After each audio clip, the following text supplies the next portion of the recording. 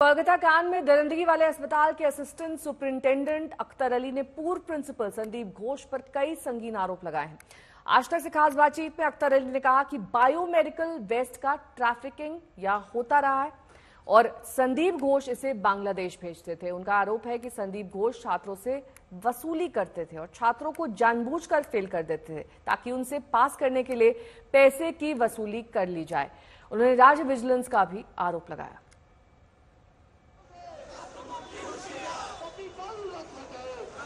स्वागत है। पूरे देश में इस वक्त जिस चीज की डिस्कशन हो रही है वो है कोलकाता रेप और मर्डर केस जो आरजी कर हॉस्पिटल में हुआ है। सबको कहीं ना कहीं ये जो वारदात है इसने झकझोर दिया है और पूरा फोकस इस वक्त इन्वेस्टिगेशन के ऊपर है और लोगों के जहन में बहुत सारा सवाल भी है कि किस तरह से एक सरकारी अस्पताल आरजी कर मेडिकल कॉलेज और हॉस्पिटल वो किस तरह से चल रहा था और जिसके पास इन सवालों का आंसर हो सकता है वो है आरजी कर कॉलेज के प्रिंसिपल जो इस वक्त सीबीआई के सवाल जवाब के सामने हैं। हमारे साथ इस वक्त है एक ऐसे शख्स जो विसल ब्लोअर का काम कर रहे हैं। इस वक्त आरजी कर अस्पताल में किस तरह का घोटाला चल रहा था, बहुत सारे करप्शन एलिगेशंस है, इन सबको उजागर करने की कोशिश कर रहे थे अख्तर अली। अख्तर जी, आपका बहुत बहुत स्वागत है आज तक और इंडिया टुडे पर। आप असिस्टेंट सुपर रहा करते थे आरजी कर मेडिकल कॉलेज हॉस्पिटल का। आपने 2007 से 2023 तक काम किया है और 2021 में जब संदीप घोष जो अभी पूर्व प्रिंसिपल थे उनके टेनियर में भी आपने काम किया है। लेकिन इस वक्त सबसे बड़ा सवाल यह है कि आपने खुद टाला पुलिस स्टेशन, जिस पुलिस स्टेशन के अंतर्गत कोलकाता पुलिस के तहत आरजी कर हॉस्पिटल आता है, वहां पे आपने एक लंबा कंप्लेंट फाइल किया है कल और वो कंप्लेंट की कॉपी इस वक्त हमारे हाथ में है। हम लोग दर्शकों को दिखाना चाहेंगे। ये वो कंप्लेंट की कॉपी है।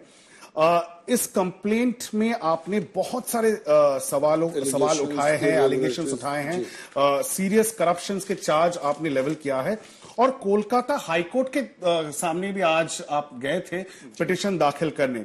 आप एक एक करके हम लोग इस गुत्थी को सुलझाएंगे। सबसे पहले आप बताइए कि 2021 में जब प्रिंसिपल संदीप घोष उन्होंने अपना कमान संभाला, उसके बाद क्या क्या परिवर्तन देखने को मिला है आरजी कर हॉस्पिटल में?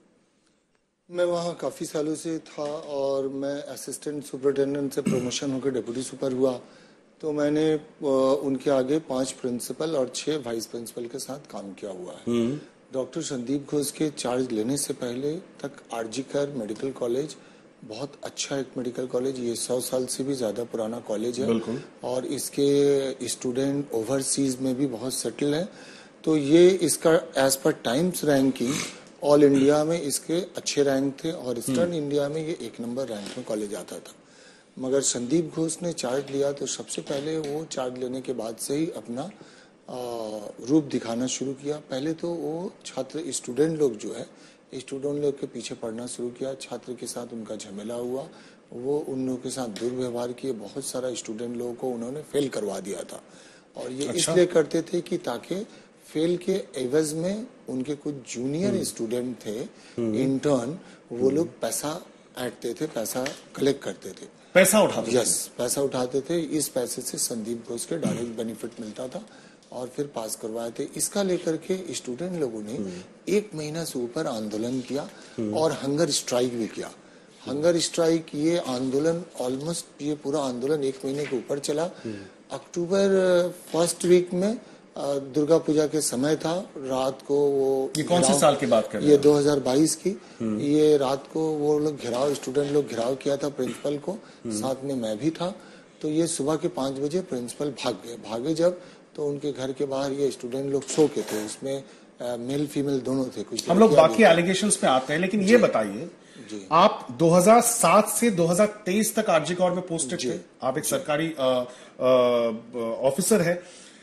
क्यों संदीप घोष इतना पावरफुल है कि उन्होंने पहले तो वो रेजिग्नेशन नहीं दे रहे थे, उसके बाद पब्लिक प्रेशर में आके उन्होंने जब रेजिग्नेशन दिया भी तो वो एक्सेप्ट नहीं हुआ और उसको दूसरे अस्पताल में प्रिंसिपल के तौर पे उनको भेज दिया गया।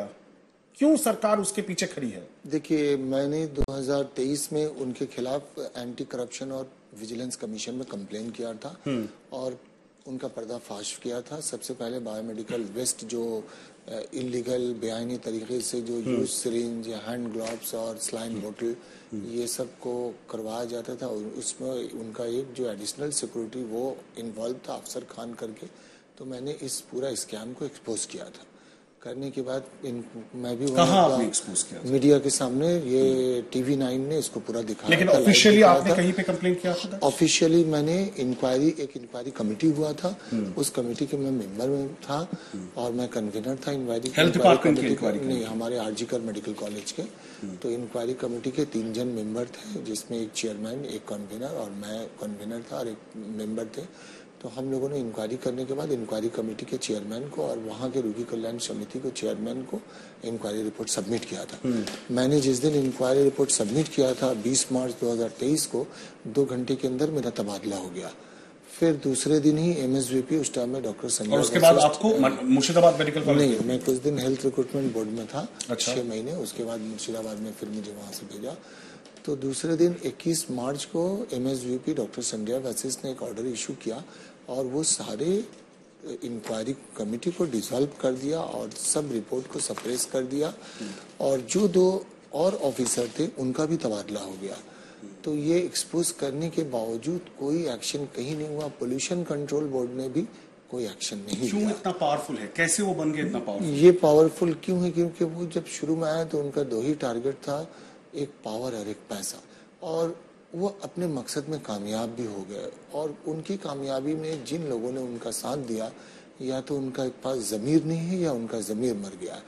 क्योंकि मैंने उनके खिलाफ कंप्लेन उस वक्त के चेयरमैन को भी किया। मैं नाम अब नहीं बताऊंगा, लेकिन मैंने किया कि जब आया तो मैंने सबसे पहले भरवली कंप्लेन किया था।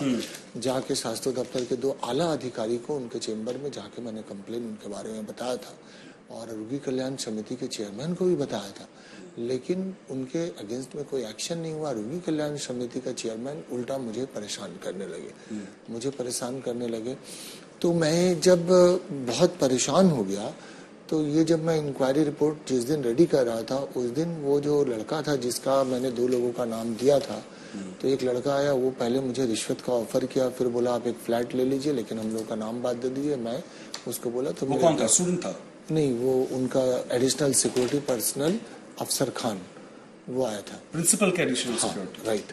उसका नाम क्या सरकारी सिक्योरिटी थी या प्राइवेट? नहीं, वो सरकारी नहीं है, कॉन्ट्रैक्चुअल वैसे वर्कर। प्राइवेट सिक्योरिटी लेके घूमते थे प्रिंसिपल? हाँ, प्राइवेट कॉलेज प्रीमाइसेस। वो इतना इन्फ्लुएंशियल कि वो कॉलेज प्रिंसिपल 4 बाउंसर्स को लेके घूमते थे, 20 सिक्योरिटी। किस बात की? क्योंकि वो करप्टेड आदमी थे। वो basically he is a criminal mind, और जो आदमी ऐसा होता है उसको अपना जान का डर होता है, पैसे का डर होता है, और बहुत तरह का वो ऐसा करप्शन में इन्वॉल्व थे जो शुरू से वो प्रैक्टिस करते आ रहे।